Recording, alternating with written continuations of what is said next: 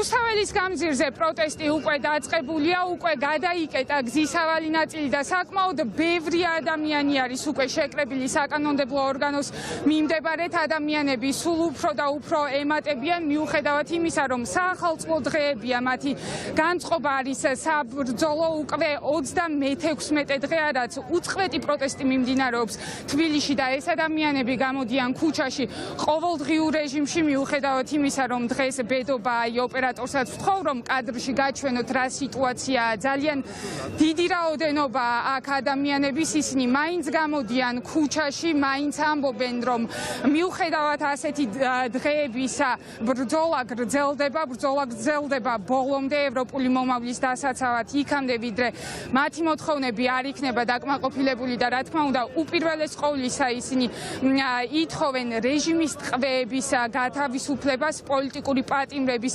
ციხიდან გამოშვებას იმ ადამიანების, ვინც უკანონო დააკავეს დემონსტრაციებზე და ასევე რა თქმა უნდა მათი მოთხოვნა ისე უცვლელი რჩება დაინიშნოს ქვეყანაში ახალი არჩევნები. ისინი დარწმუნებული არიან, რომ ამ ბრძოლას ქართველი ხალხი მოიგებს საბოლოო ჯამში და ისინი აგრძელებენ რა თქმა უნდა პროტესტს. აქ არიან შეკრებილი სხვადასხვა სფეროს წარმომადგენლები, მათ შორის პოლიტიკოსებიც. ჩვენთან ერთად არის ნიკა მელია, კოალიცია ცვლილებისთვის ერთ-ერთი ლიდერი. მოგესალმებით. დღეს არის ბედობა, საახალწლო დღეებია, დღესასწაულია და ვხედავთ ხო მაინც რა ვითარება ადგილზე. ადამიანები მაინც გამოდიან ქუჩაში, მათი განწყობა არის საბრძოლო და ისინი არ აპირებენ დანებებას.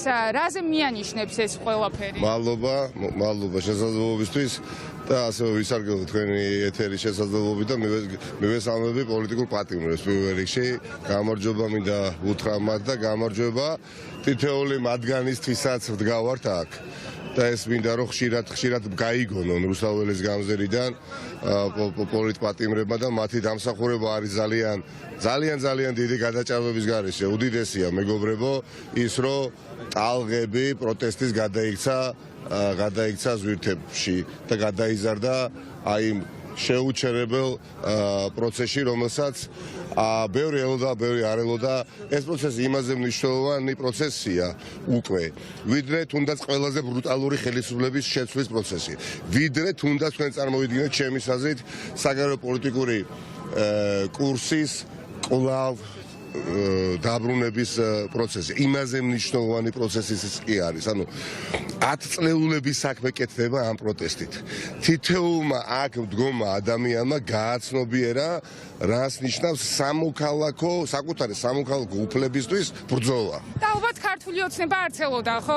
ფიქრობდა რომ მოდის იანვარი, ახალი წელი, დღესასწაულები და მაინც ალბათ დე-ფაქტო ხელისუფლების წარმომადგენლებს ეგონათ რომ ხალხი არ გამოვიდოდა ამ დღეებში ქუჩაში, მაგრამ ვხედავთ მაინც რომ რეჟიმმა კი არ აიძულა ხალხი.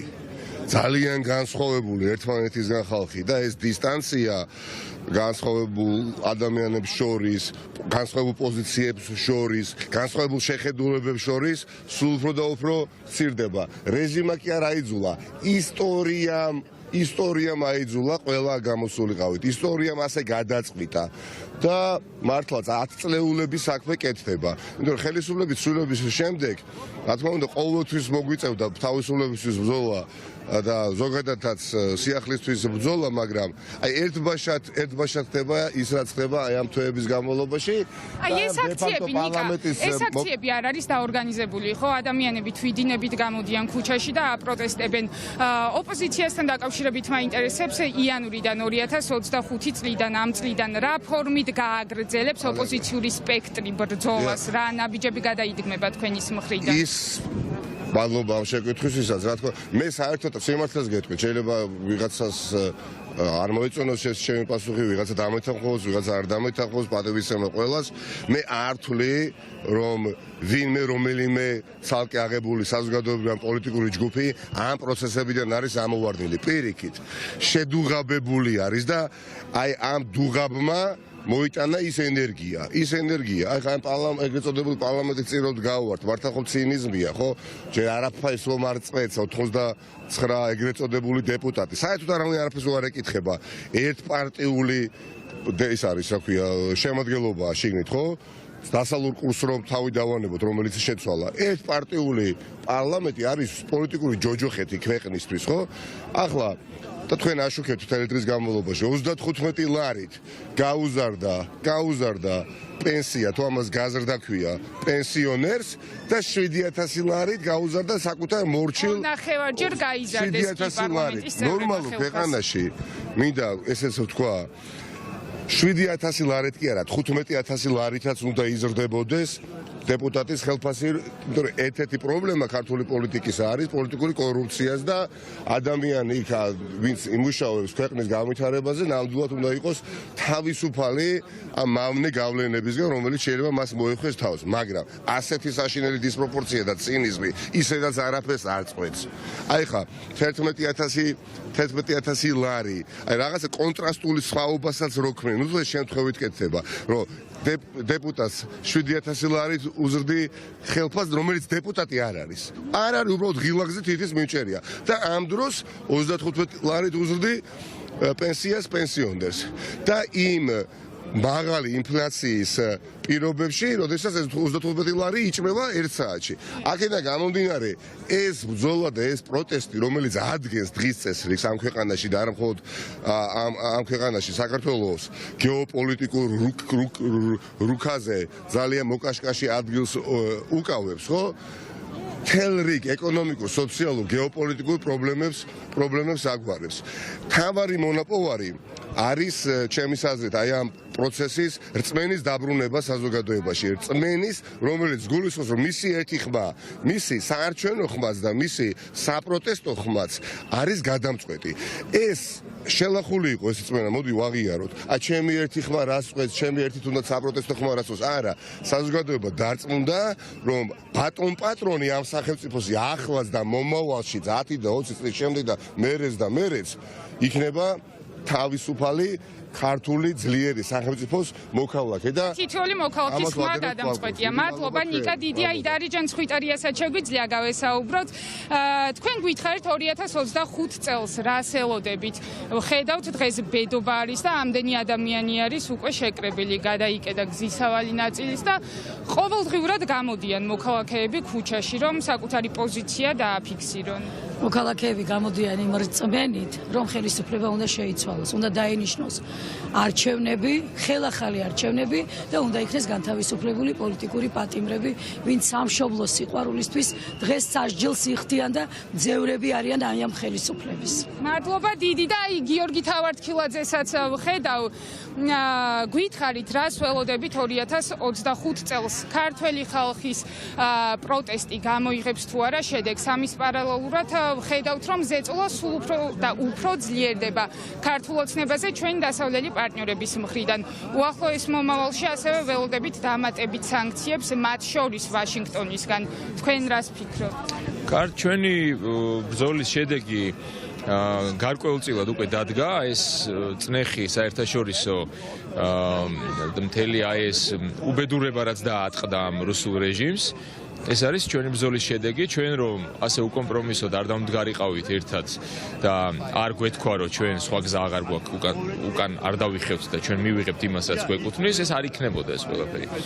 ამიტომ ეს ყველაფერი ჩვენ გვაძლიერებს, დღეს ვხედავთ იზოლირებულ რეჟიმს, რომელიც არის უფუნქციო უკვე, ის არის სულ რამდენიმე ადამიანზე დამოკიდებული, რომლებსაც დღას და აჯილდოებს ამ რაღაც ვითომ ღირსების ორდენებით. ესეც ვეღარ გამოიღებს შედეგს, იმიტომ რომ ისინი არიან შეკუმშვის პროცესში და ჩვენი ერთობა იზრდება, ფართოვდება, ისე რომ ის სიძლიერეს უფრო და უფრო იკრებს. ეს ფაქტი არის სახეზე. აღვდგავართ უკვე თვეზე მეტია, ხო?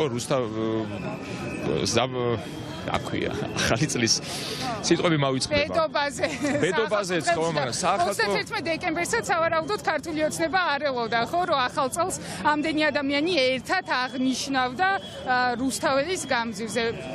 მე ვიტყოდი რომ ალბათ მაინც პროტესტის ღამე იყო და შედგა ეს პროტესტი ნამდვილად. შედგა ისტორიული დღე იყო, არ ვიცი, სასწაული დღე იყო მართლა, მაგრამ ამას ელოდნენ ისინი, დარწმუნებული ვარ, იმიტომ რომ ჩაწერეს კონცერტი ვითომ გალა კონცერტი უნდა ქონოდათ და გალა კონცერტი გამოვიდათ საბოლოო ჯამში, რაღაც ჩანაწერებით, ის მაინც როგორ ვერ მოახერხეს, რომ ჩართული დაეტოვებინათ სინათლეები, რომ გონებოდა, რომ იქ იყო მართლა ეს გალა კონცერტი.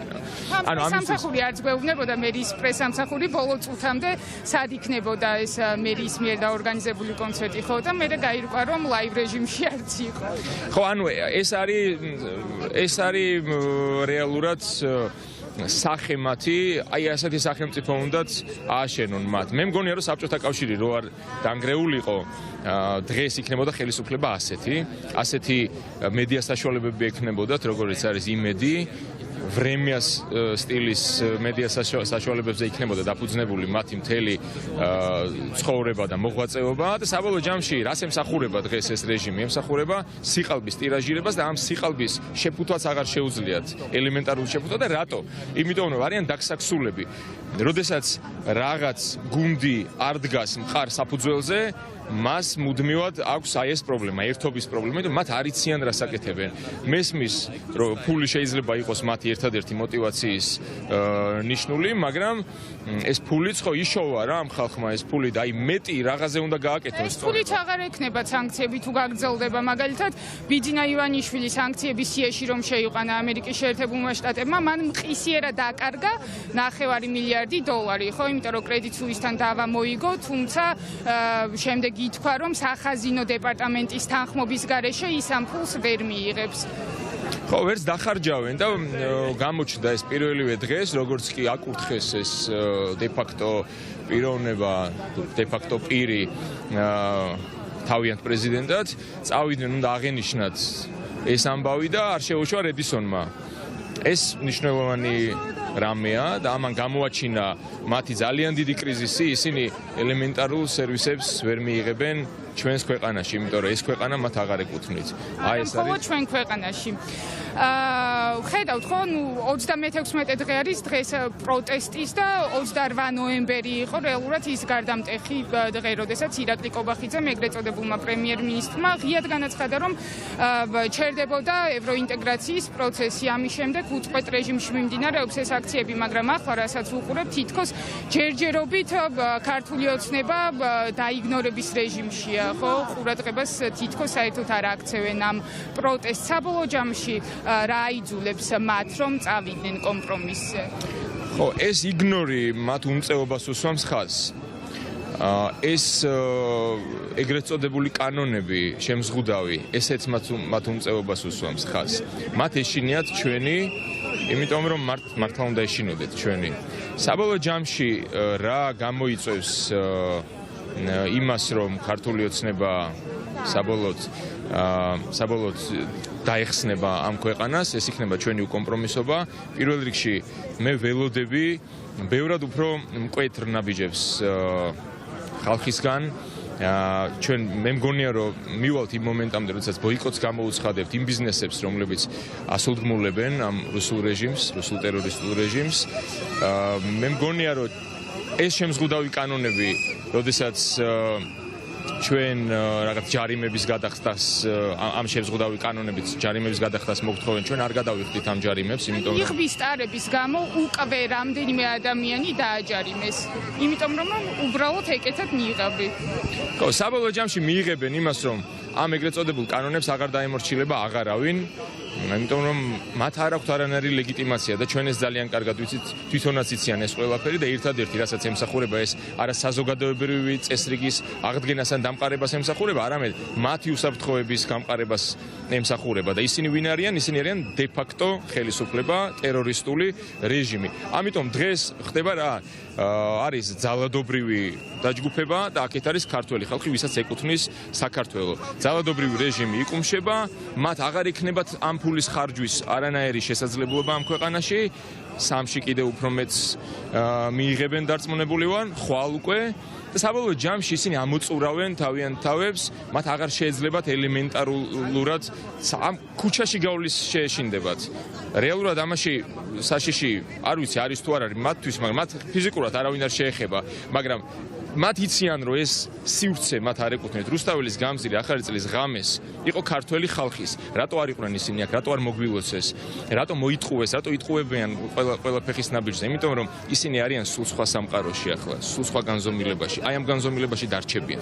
აი ხვალინელ დღეზე რომ საუბრობთ, ხვალ არის 3 იანვარი და ჩვენი ინფორმაციით პრინციპში ჰელსინკის კომისიის თავმჯდომარემ ჯო ვილსონმა უკვე დაადასტურა ეს ინფორმაცია, რომ ხვალ ვაშინგტონში კონგრესი განიხილავს მეგობარ აქტს. გემახსოვრებათ ეს კანონპროექტი ერთ ის მხრივ გაძლიერდება მხარდაჭერა საქართველოს მიმართ და მეორე მხრივ ამერიკის შეერთებული შტატები უფრო ხის პოლიტიკას გაატარებს ქართული ოცნების წინააღმდეგ და სხვათა შორის ახალი კონგრესის პირობებში მეგობარია აქტი არის პირველი კანონპროექტი, რასაც განიხილავენ კონგრესმენები.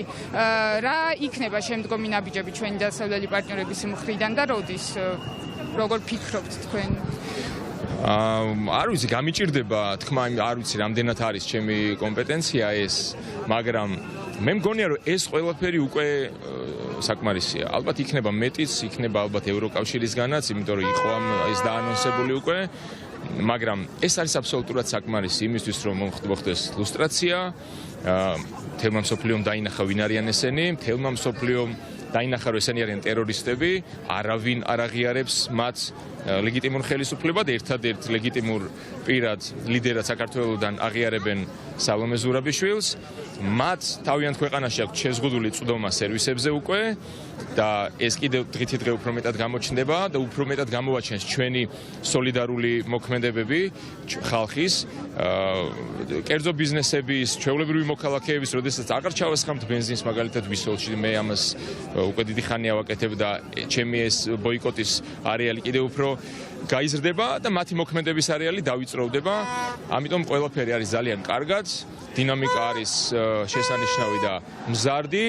ჩვენ არ გავჩერდებით, იმიტომ რომ გადალახულია რუბიკონი და ჩვენ გავალთ ბოლომდე. გასაგებია, მადლობა, დიდი ამასობაში გაიზარდა ადამიანების რაოდენობა, სულ უფრო და უფრო ემატებიან აქ მოქალაქეები, თქვენ ხედავთ განწყობა ამაღლებულია. აი, თქვენც ხომ არ გინდათ ამის თქმა, პირდაპირ ეთერში ვართ, რატომ მოხვედით დღეს აქ, ბედობის დღეს?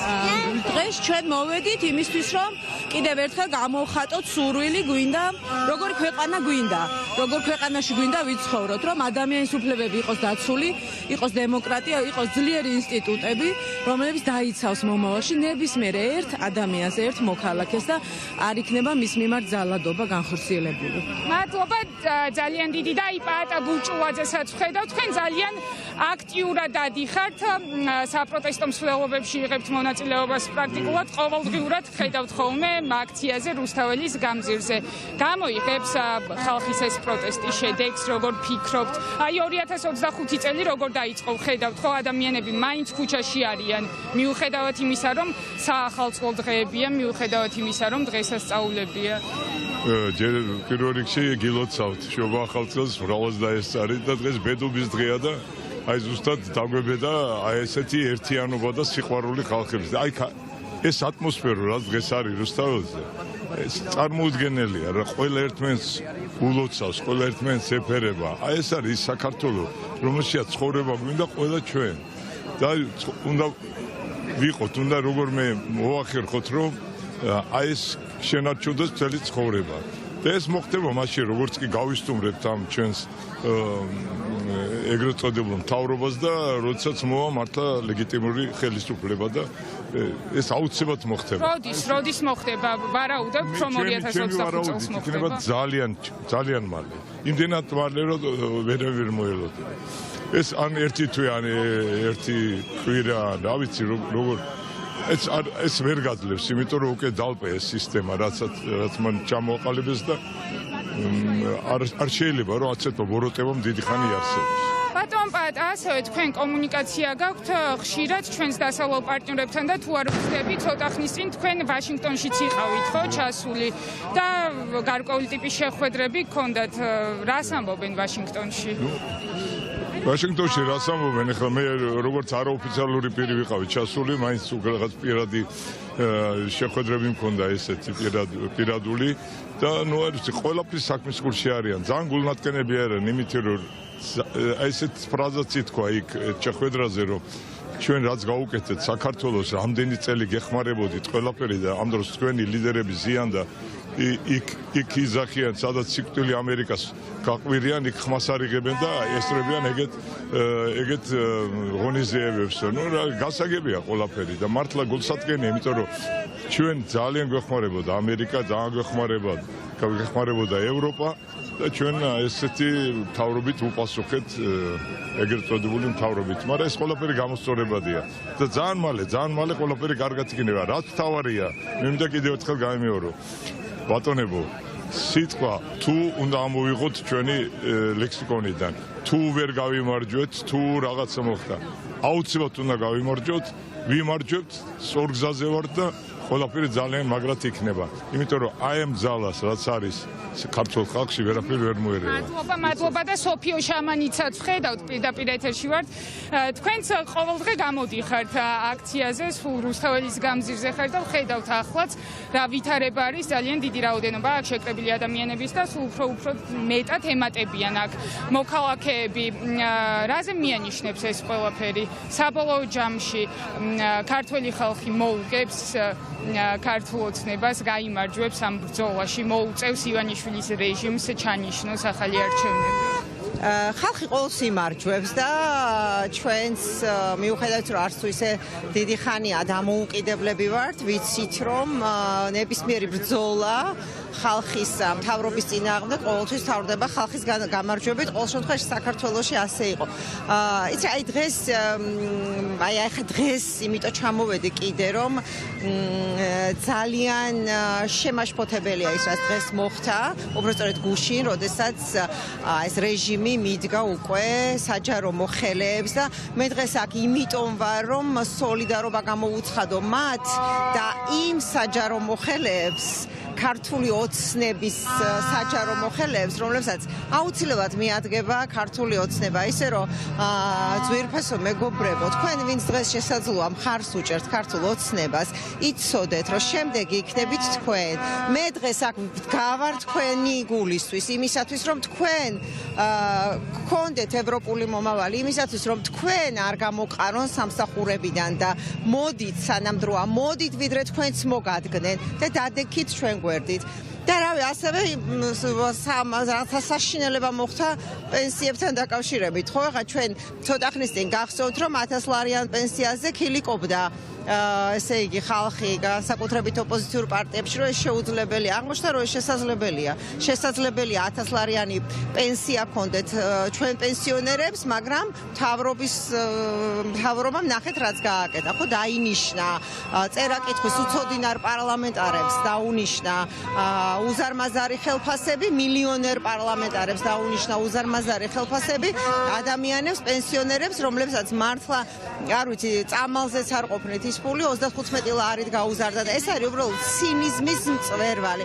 რა ვიცი, მეტი რაღა უნდა გაგიკეთოთ ამ ხელისუფლებამ, რომ მიხვდეთ, რომ არ არის ეს კაი ხელისუფლება და რაღაც ნაბიჯი უნდა გადადგათ და ეს ნაბიჯი არის პროტესტი, მობრძანდით, გააპროტესტეთ. პრაქტიკულად ყველა მიხვდა საქართველოს მოქალაქეების აბსოლუტური უმრავლესობა ყოველ შემთხვევაში ხვდება, რომ ქართული ოცნება არასწორ გზას დაადგა და ვხედავთ, ხო ეს ყველაფერი ჩანს.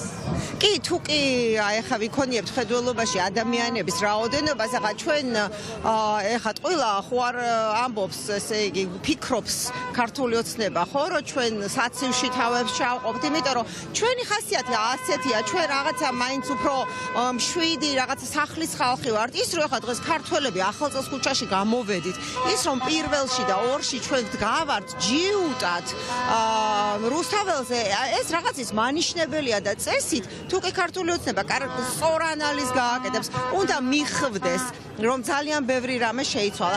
ეს ჩვენ აქ დგას მართლაც რომ ევროპული ხალხი, რომელიც არ დათმობს თავისუფლებებს. გასაგებია და ლაშა ბაქრაძესაც ხედავ ნაციონალური მოძრაობის ერთ-ერთ წევს, ბატონ ლაშა, მოგესალმებით და მე მაინტერესებს ოპოზიცია რა ფორმით გააგრძელებს ბრძოლას იანვრიდან, იმიტომ რომ ეს პროტესტი გასაგებია, ხალხი თავისით გამოდის ქუჩაში.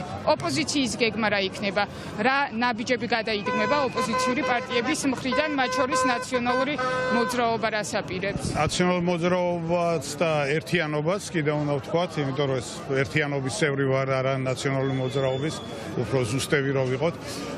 ჯერ ერთი რომ მართლაც ეს არის საზოგადოებრივი პროტესტი და ძალიან მნიშვნელოვანია. ძალიან შთამბეჭდავი იყო მოგეხსენებათ ეს ახალი წლის აღნიშვნა რუსთაველზე და ვფიქრობ აი ეს ამ ხალხის დამარცხება ფაქტობრივად შეუძლებელი არის, იმიტომ რომ ეს ხელისუფლება არაფერზე არ დგას. რაც უნდა გააკეთოს ოპოზიციამ არის ის, რომ ოპოზიცია უნდა შეკავშირდეს ბოლოს და ბოლოს, ეს არის ჩემი დიდი სურვილი და შეიქმნას რაღაცა საერთო საბჭო, რომელზეც დიდი ხანია საუბარია და მე ვფიქრობ და იმედი მაქვს, რომ აი აქამდე მივალთ, რომ ეს პრეზიდენტის თაოსნობით ხო სავარაუდოდ რამდენიმე კვირის წინ რაზეც იყო საუბარი იმ საბჭოზე. დიდი ხანია ამასთან დაკავშირებით არის საუბარი, გულახდილი რო ვიყო, აქამდე ვერ მოხერხდა მიზესთა გამო, მაგრამ მე იმედი მაქვს, რომ აი ახლა, როდესაც მართლაც კიდევ უფრო საჭიროა, ვიდრე შეიძლება იყო რამდენიმე კვირის წინ, აუცილებლად აი ესეთი საბჭო შეიკრება და ოპოზიცია ერთიანად შეეცდება, რომ რაღაცა გარკვეული სტრატეგია შეიმუშაოს თუ როგორი იქნება საომავლო გეგმები, რადგან რასაკვირველია ძალიან მნიშვნელოვანია პოლიტიკური პროცესის მიმდინარეობისას. გასაგებია, მადლობა ძალიან დიდი. მოკლედ ასეთი ვითარება ახლა რუსთაველის გამზირზე მოქალაქეები დაშლას არაპირებენ, ყოველდღიურად გამოდიან ისინი ქუჩაში პარლამენტის წინ რუსთაველის გამზირზე. ახლაც გადაკეტილია უკვე რუსთაველის გზისავალი ნაწილი და მათი მოთხოვნები უცვლელია: ტყვეების გათავისუფლება და ხელახალი არჩევნების ჩანიშვნა.